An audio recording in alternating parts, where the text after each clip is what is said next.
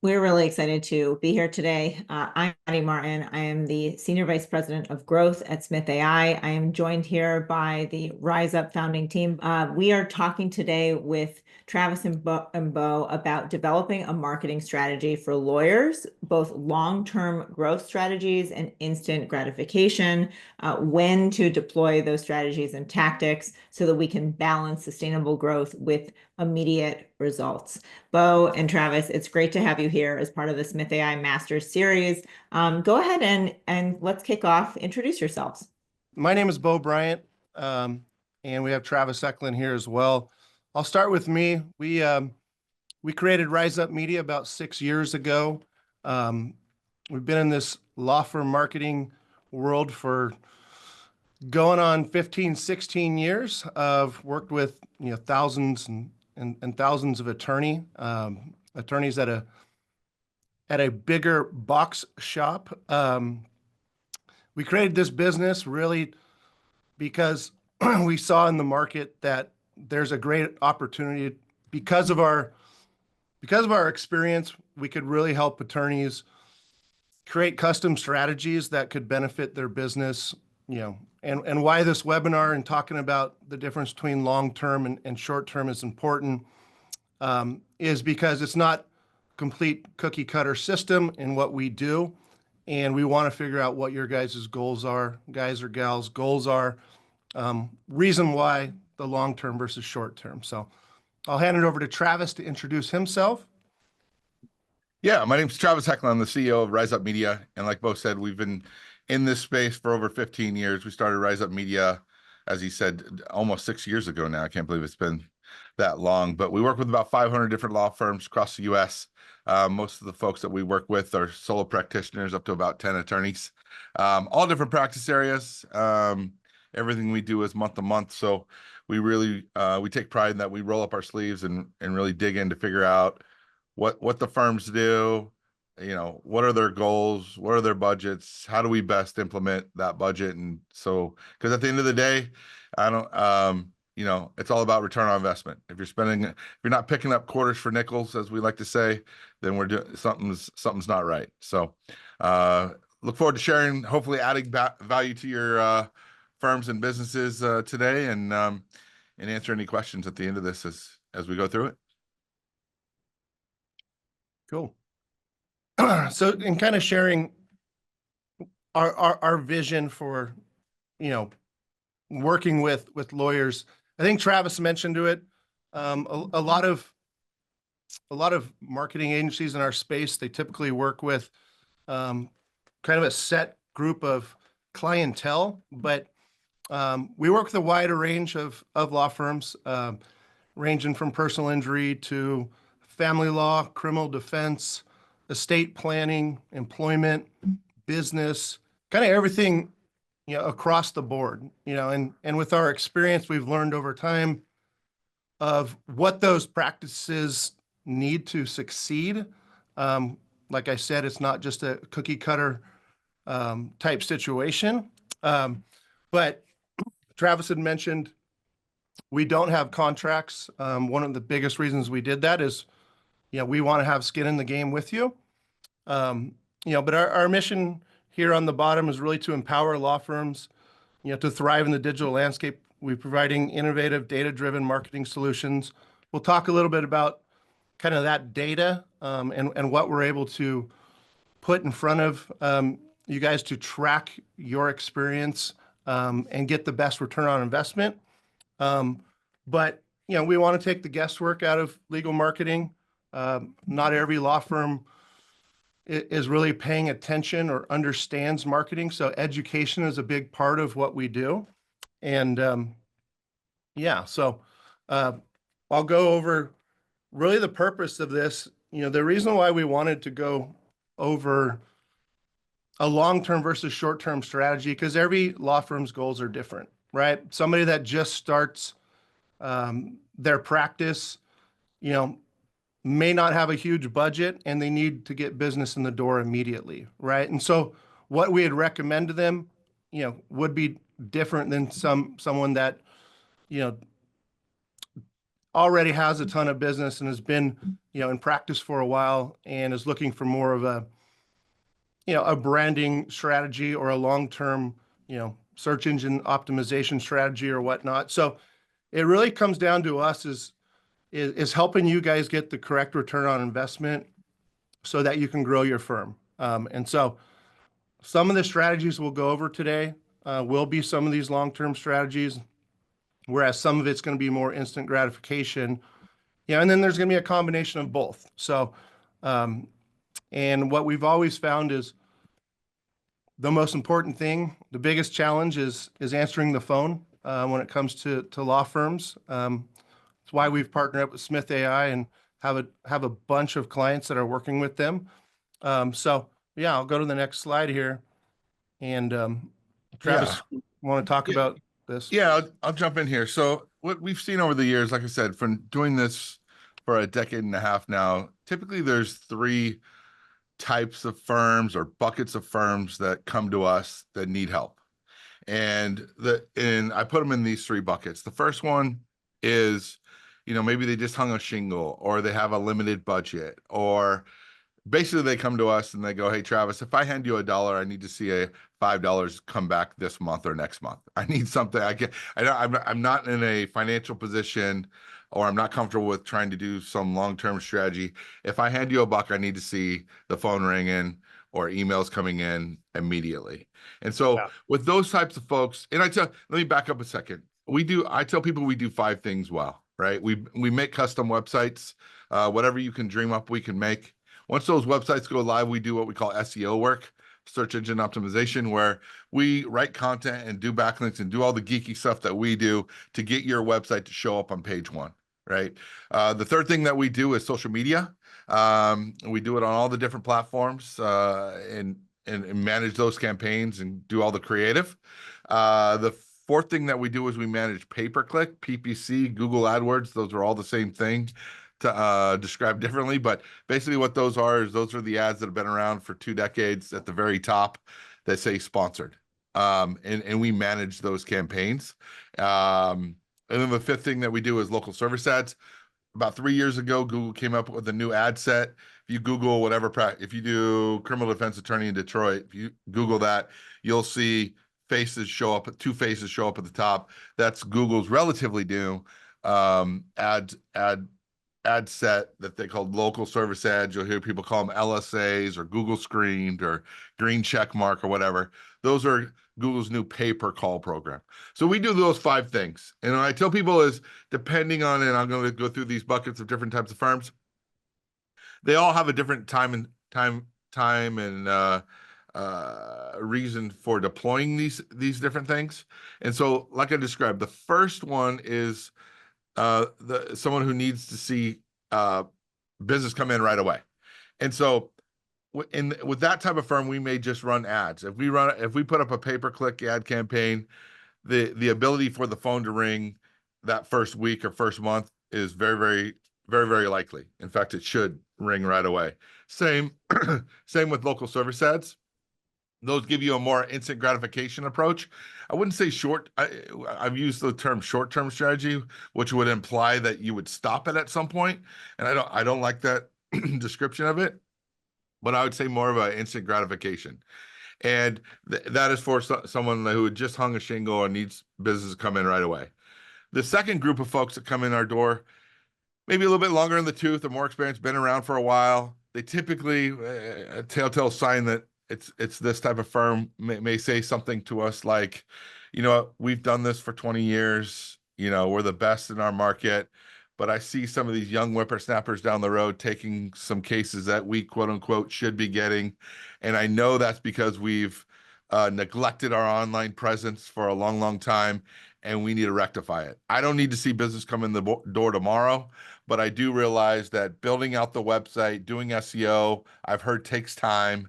It doesn't happen overnight, but it gets exponentially better over time. And we like to invest in our website and build that out, right? And I'm fine with business not coming in the door tomorrow, but I would like to see the phone ringing here in the next 3, 6, 12 months, certainly. I'm willing to invest, and I have the patience to do that. And then the third bucket is a combination of the two, right? People come to us and say, "Hey, listen, I do need to build out my website. I do want to show up organically on the first page of Google, but I don't want to wait for I would at least like this something that's going to make this pay for itself or get positive cash flow quickly as well." So we'll do a combination of two. We'll build out the website and then also add, Facebook ads or pay-per-click ads or local service ads or something like that. That's going to get the phone ringing right away, right? And so we can offset some of the costs that they may be incurring with building out the website. And I tell people, the best example I can give you is you need to look at your website as like buying a home, right? If Maddy and I bought a piece of property today, Bo could argue that wasn't a good investment tomorrow, right? Because there would be, outside of the money we would put down, there wouldn't be any equity there. But the reason Maddy and I would have bought that piece of property is a year from now or 5 years from now, we would hope that it would gain equity and it'd be one of the better investments that we would have made, right? And I think if you would talk to those law firms that had invested in their website 2, 3, 5 years ago plus, and they're showing up on that first page, they would tell you it's one of the better investments they made because they're now reaping the rewards there because they're not paying for every click or every phone call that's coming into the firm, right? But they had the patience and the wherewithal to build that out, that longer term strategy. A great analogy of ads, it would be like renting a move-in ready apartment, already furnished, all that good stuff. You get all the benefits of living there, and it turns on like a light switch. You turn on ads, and the phone starts ringing right away. But you're never gaining equity, right? You pay $5,000 worth of ads, you're going to get that many phone calls, and you're always going to get that. It's never going to get exponentially better. And so what I've seen is it sets when you're doing both, you're building out your website, and once the phone starts ringing from the organic presence that you have, you then have a great business decision to make at that point. Maybe when you first started out, your website didn't get any phone calls, right? And you started some ads where now you get 50 phone calls a month, right? You build up your website, and at some point that's going to be getting 50 phone calls. So now you're getting 50 phone calls from your website every month and 50 phone calls from your ads, whether you're doing pay-per-click or LSA. Right. And it could be thought of that an option could be, okay, now my website's getting those 50 phone calls. I can actually let off the gas pedal a little bit or pump the brakes on the ads because the website is now more than supplemented those ads. And you can, or maybe you get to a point where you don't even want to run ads anymore because your website is now doing that organically.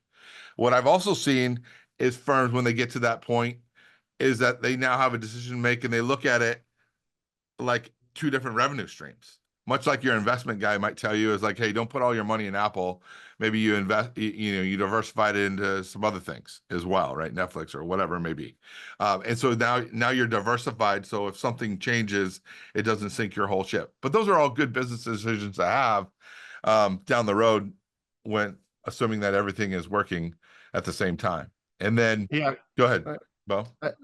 I just want to jump in real quick because the end goal here is to create the lowest cost per lead, right? And if you can get yourself in a situation to where, it gives you options, right? When you eventually build it out, it gives you options. Do I want to invest more and double down, or can I spend less because now my organic presence has created that equity and has created a lower cost per lead. So like in anything, I think having options is the best way to do it. So yeah, I'll keep going. And also, if you're running different campaigns, here's a pro tip. If you're running different campaigns, make sure you're tracking it, right? What we see a ton, like more times than not, firms come to us, whether things are working or things aren't working. It's all if they're not tracking it, they don't know which things to turn off or which to add, if they have an extra marketing dollar, where to spend it. Right. And so what we see a ton is that firms come to us and go, you know what, something's working. I sure as heck know that everything isn't working, but I don't know where it's coming from. Right. And so unless you're putting tracking numbers, I personally, as a business owner, I would never run a marketing campaign in anything if I couldn't track it.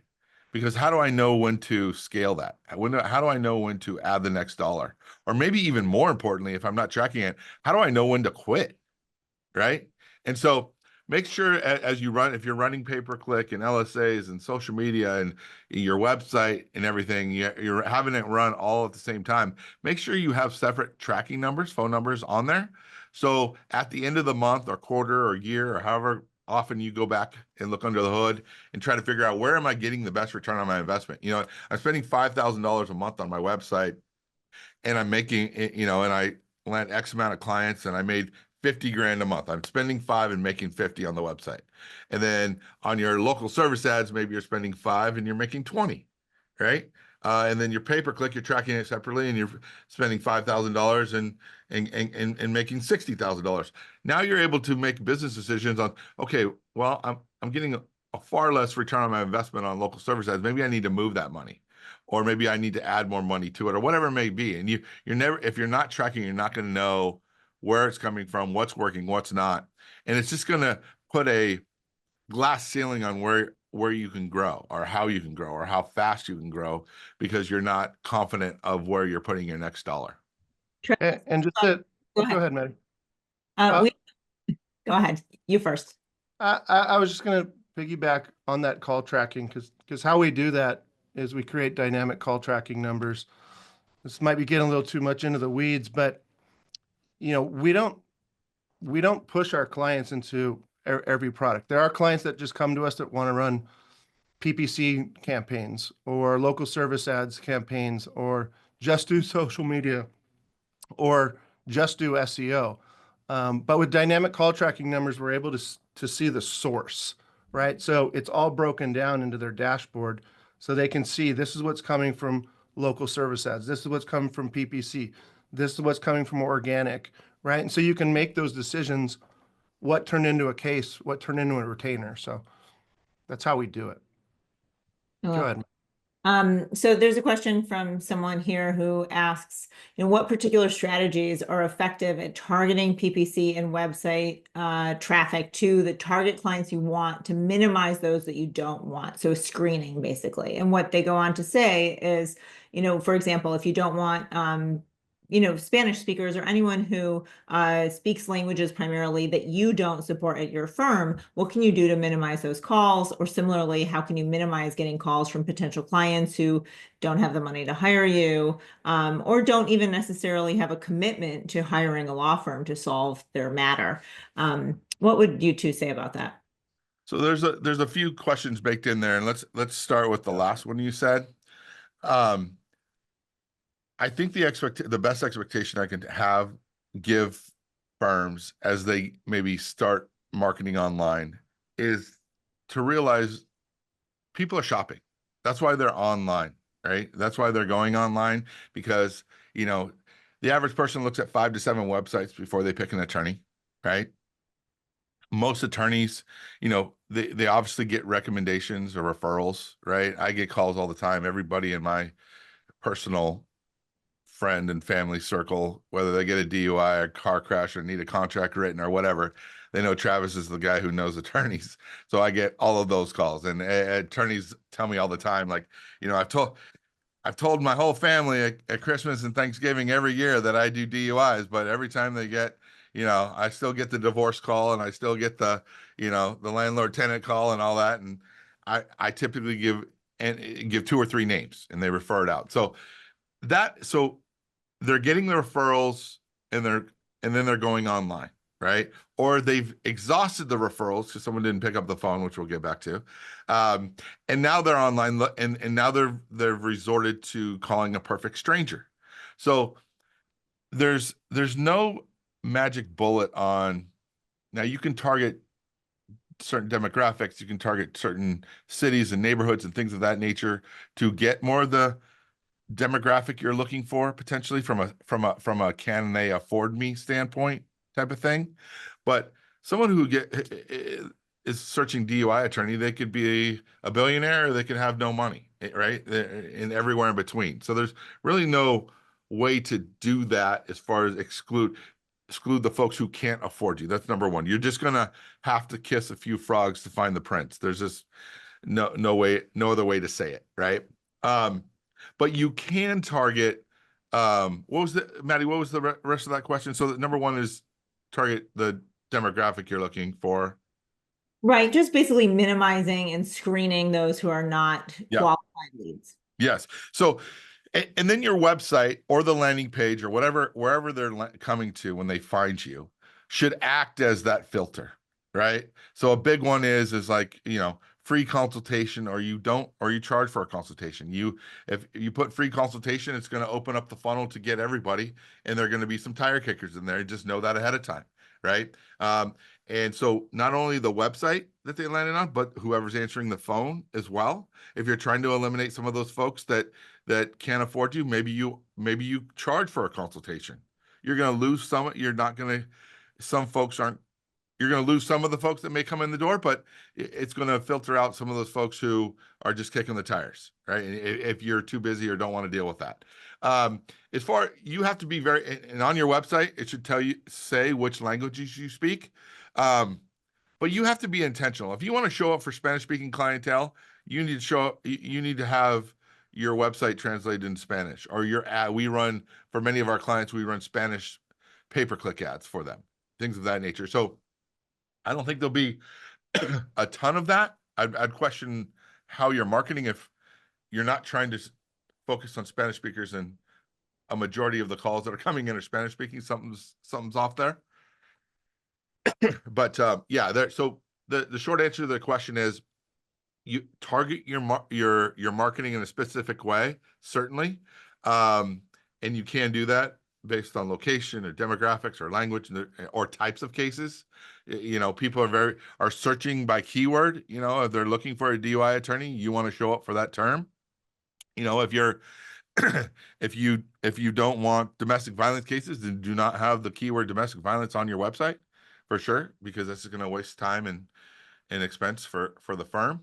And then geographical location targeting is super, super important, right? You need to be intentional.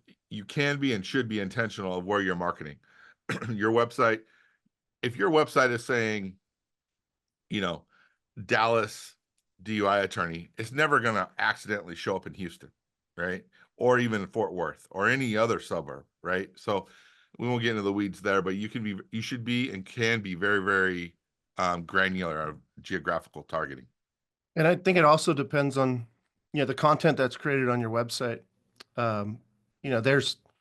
If you're a divorce attorney that goes after high asset type clients, well, you're going to be a little bit different. You're going to, like Travis said, you're going to charge for consultations, right? Some of these charge $750, $800 just to go meet with them. But you're going to be talking about investments. You're going to be talking about quadros. You're going to be talking on your website. You're going to have content specific to attract more of a higher asset type individual than necessarily, a divorce attorney that just kind of turns and burns, $3,000 widgets that are, child support cases. And you got to remember, people are going on the internet initially to ask questions, right? What I try to remind attorneys, kind of back to the statement I made about how some of our firms tell us that they tell their family what they do, and like we have a buddy, Bo and I have a buddy that told me golfing when he does mergers and acquisitions, right? So he's never in the courtroom, and his family always asks him, "Hey, you have any good cases this year? This year?" And he's like, "You guys, I do mergers and acquisitions. I don't do that." So point being is people don't realize how specialized attorneys are. And then number two is, they're going on there to figure out what type of attorney they need to go to, or how do they fix this issue, or do they need to hire an attorney, right? So I tell people all the time, it's like Tommy and Susan, who just got married rent a house, don't have kids, don't have any assets. Their questions and their issues when they're going through a divorce are much different than Tom and Sue, who own three different pieces of property, run two different businesses, and are worth $15 million, and have all these assets. Their concerns and issues and what they go to the internet and type in and ask are completely different. So if you're looking for the higher end in a family law kind of a firm, if you're looking for the higher end clientele, you gotta you want pages of content talking about asset division or property division or things of that nature, as opposed to the younger couple with no assets that are just trying to find the lowest cost way to get out of this marriage. Yeah. So jumping here to the next slide, this is the biggest issue you see here. It says the conversion challenge. The biggest issue we see when it comes to marketing for lawyers is intake. Law firms are just historically not good at answering the phone, and especially email forms, chat, if you're doing it, if you have text, if you're not getting back to that person within 3 to 5 minutes, it's a dead deal, right? And so we see it all the time with our dynamic call tracking numbers. We can hear every call, calls being recorded. Most of the calls, I would say 65, 70% of calls that come in through marketing are getting a voicemail or aren't getting answered. Would you agree to that, Travis? Is that number too high?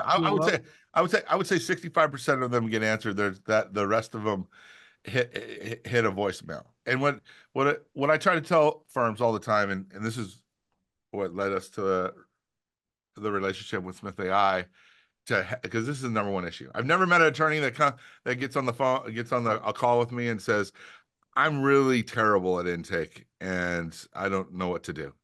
I've never, in 15 years, I have yet to hear somebody say that, but a majority of firms have that issue, and they may get to 65% of those calls. I tell people, listen, I need you to answer the phone and sign cases.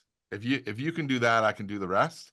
And if you're not good at it, you're going to spend twice as much money and have half the result, right? And it can be, for most firms, a very inexpensive fix, right? Smith.ai does an amazing job, even if it's just as a backup. If you and your staff answers a majority of the calls, and if it needs to be that Smith.ai or someone like them is the backup, just so nothing goes to a voicemail, because like Bo was saying, voicemail is death when it comes to converting, right? They say, I saw a stat that, Maddy may be able to correct me on this, but like 83% of folks hire the first attorney they speak to, and they're shopping. So having somebody do an intake, a good intake, is monumental to stop the shopping process, right? And then it's about how quickly can you get back to them. That's a whole nother can of worms that is super, super important. But getting someone to, because people don't want to go tell their story 12 times. They want to find an attorney that that handles their issue, that is professional, and will get back to them quickly. And so if we can, where Smith.ai comes in huge for our clients is being at the very minimum that backup plan for them, because as marketing increases, like we work with a lot of solo practitioners, and so they may go, "Hey, I have a guy or gal that answers the phone." Well, what if somebody calls in while they're on the other line? Who answers that phone call? Or they have a really, really good case on the line. Do they really want to put that person on hold? I would suggest not, right? So have a backup plan there at minimum, so that 100% of the calls or chats that are coming in are being answered and being returned. and then that's it's super, super important. So make sure you're doing that. And at the same point too, whoever's doing your intake, make sure that they are not rude. Like you hear it over and over again, like, "Hi, this is," like you're like, what are you doing? You're paying money for marketing, and the person that's answering the phone is completely rude. They don't care about your business. I mean, there's countless times, like personal injury attorneys, people calling in, got my car, or I got in a car accident. They're calling from the hospital. Their leg is smashed. They have a broken femur, a broken back. I'm looking for an accident attorney. He's not in, but I'll have him call you back. Like, what are we doing? And that's super common. Like we hear it all the time. Like, so. Yeah, recording your phone. If I'm a firm, making sure my calls are being recorded. So for just quality assurance and training purposes, I can't tell you how many times there's a client that we have, and we did some marketing for them, and I remember they got 63 phone calls, and they called me up and said, "Hey, this is not working." And I said, "Okay, well, let me dig in. Let me go listen to the phone calls, and we try to figure out what's going on." And I listened to all the phone calls, and like 23 of them went to voicemail. There's another 20. In listening to them all, there was like 7 appointments that were set up that they weren't realizing that came from the marketing. But the biggest eye-opening part is that how rude the secretary was being. You got to remember, that is the face. Your website is the face of your Storefront. firm online, and whoever's answering the phone is the face of your firm to your potential new clients. And I had to send that firm a few phone calls where they weren't. She didn't realize that the secretary was telling people that they don't take in-person appointments. She was being rude. In fact, was scoffing at people who had accents and things of that nature, where I had to forward the calls to them and go, "Hey, listen to this. Is this how you want your firm to be represented?" And that firm freaked out, and obviously got rid of that secretary and things of that nature. But it's just, you would think it's uncommon, but it's more common than you would imagine. So make sure that the face of your firm is being represented well, and those intakes aren't going on a sticky note and being replied to 24 or 48 hours later, because the clock is ticking, right? What firms who are just beginning to market, they're used to referrals. Every firm I've ever worked with says my best business comes from referrals, until we get them a kick-ass case, and then that tune changes. But they all say that. And if I was referred to Maddy, um, and I knew nobody else, I would call, leave a message on, wait for her to call me back, right? Because I have no other alternative. People who are finding things online, they're not waiting around, and we hear it all the time, where people just hear the voicemail and then hang up, right? And then they go. It's too easy to hit the back button and call the next firm.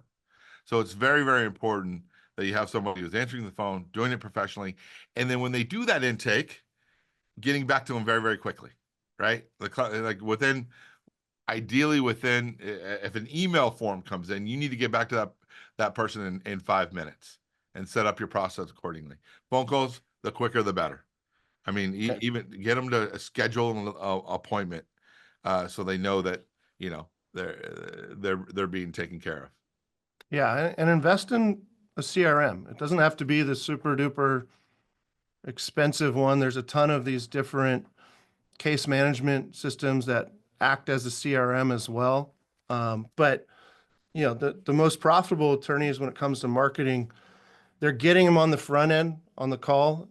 But if they're missing it and they're getting that lead and it's dropping into a CRM, well, they may not get them now, but if they can get them the next day, or or maybe that potential client doesn't become an attorney, but you're able to or doesn't become a client, but you're able to capture their email, create a process for, eventually, turning that potential client into a client down the road, right? It's not just the one lead that came in. Get them into your ecosystem and create a process around that. And another pro tip is, make sure you have chat on your website. Like it increases the conversion. So I've seen numbers upwards of 30% of we spend all our time trying to get traffic to our clients' websites. And especially in today's day and age, the younger generation, they don't want to pick up the phone to call. You guys got to remember your lawyers, right? And you're immune to how scary it is to call a lawyer, right? You guys are more educated. hey, most of you handle things where it's a bad situation. So do you really, are you sure that, if you're the client, are you sure you really want to call an attorney? Right. And a lot of and a lot of clients don't think you guys work like a taxi cab. As soon as you get on the phone, the meter starts running. So there's all those things that prohibit and make it scary to call an attorney. And so having chat allows another doorway into your firm that's less scary and less engage, and where they can still engage with you and they can ask the questions. And you then, or a service like Smith.ai or someone internally, are able to answer those chats and turn those into potential new clients, because there's just so much opportunity where someone just wants to start answer questions and they don't want to pick up the phone to call. They just want to they want to use something like chat or text or something like that. So make sure you're allowing people to meet you where you're at if you're looking for more volume of cases, for sure.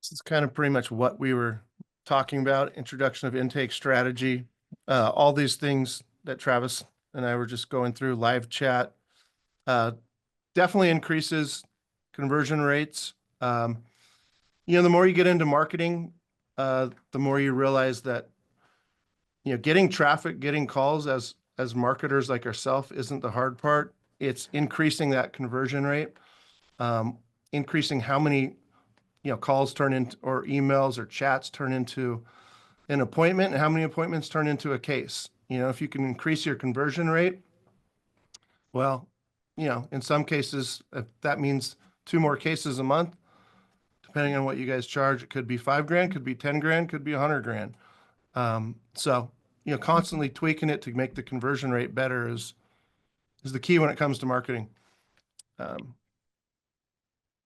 So recommendations and next steps. Travis, you want to go over kind of an marketing plan? Yeah, I would say this: if you don't have somebody, if you're not 100% sure that you're 100% of your calls are being answered, I'd highly encourage you guys to reach out to Smith.ai and set up a consultation to walk through that and see and by adding someone answering your phone, I would bet you lunch that you would just see a higher number of cases come in the door, right? And then as far as from a marketing standpoint, if you're unsure or curious about how to get more business in the door, set up a free consultation with us. We'd love to walk through and hear about your firm. What are your goals? What are you trying to do? And what I tell people, the first call is just a fact-finding mission for us. And at the end of that call, if you think we know what the heck we're talking about and we think we can still help you, we'll schedule another call. We'll do some research, figure out how to accomplish your goals in your current market, and we'll come back with some solutions with that. And we can be reached, our website is RizeUpMedia.com. Rise is spelled with a Z, RizeUpMedia.com. And I think the next slide has some contact information for us. My personal email is travis@RizeUpMedia.com. And Bo is bo.bryant@RizeUpMedia.com. If there's any question, we just want to be a resource. If there's questions, concerns about your current marketing program, and you just want to run some ideas by us, love to help. Or if there's some bigger goals there, we'd love to hear about those too and see if we can help you. Like I said, everything we do is month to month. So our interests are in line with yours. We got to earn our paycheck every month and move the needle for you.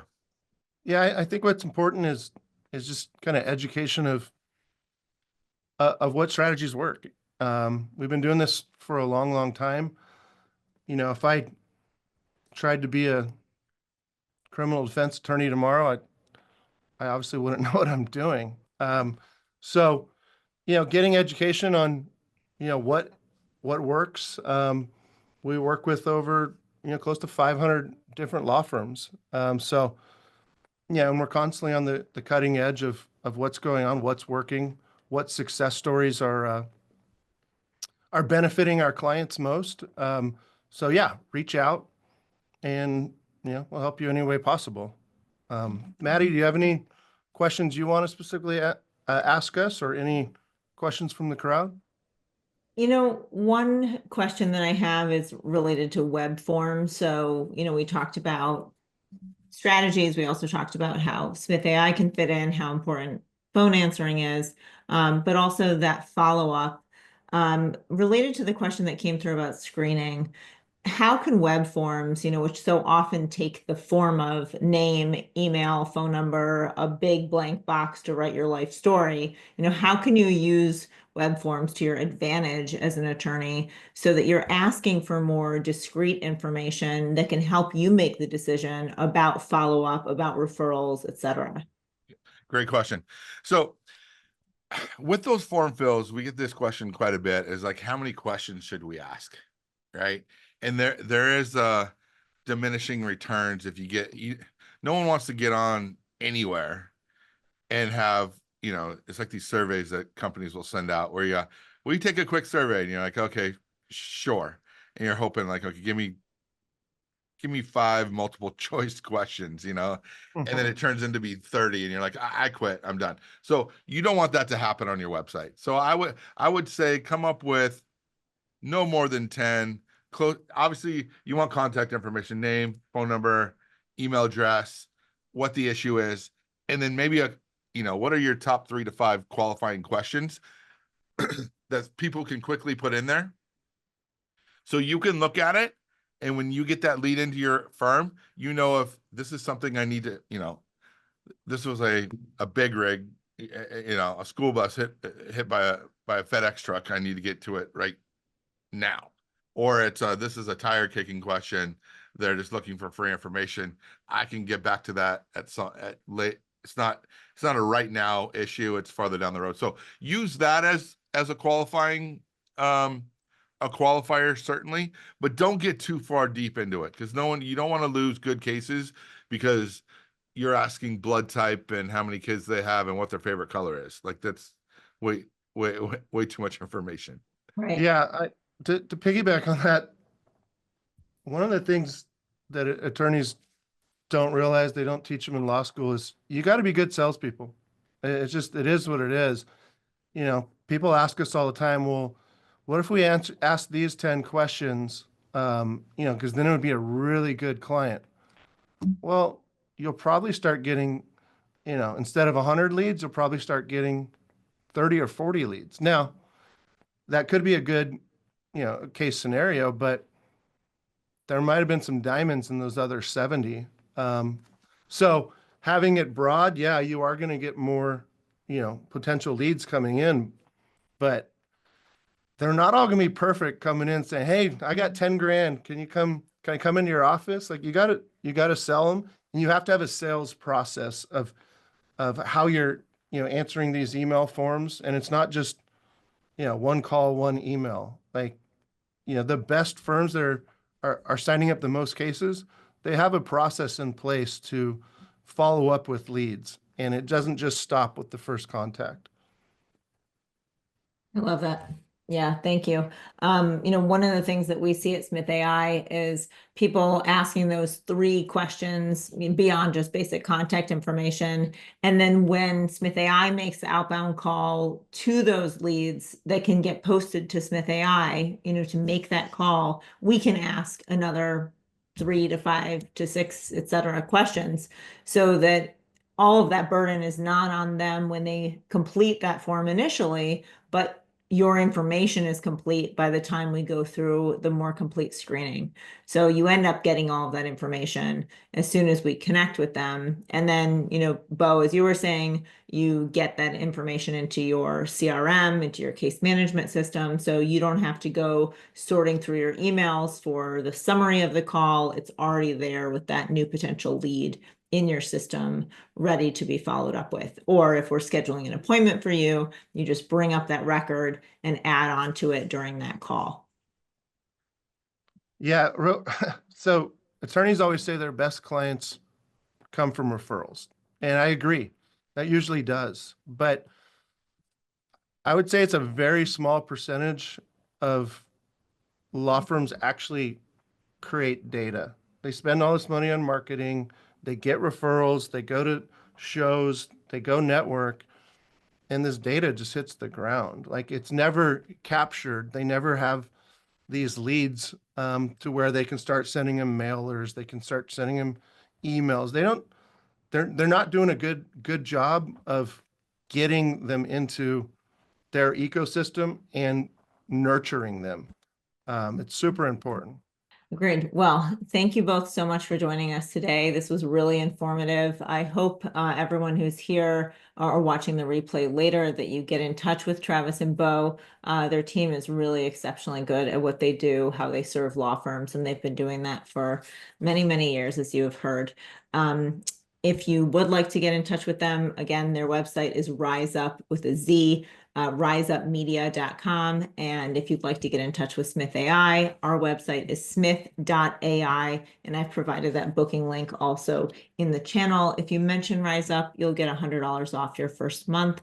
So that is a discount that is provided to you at a courtesy. So let us know if you have any questions. Feel free to follow up with us after the session. And again, Bo, Travis, thank you so much for joining us today. Thank Thanks, you. Maddy.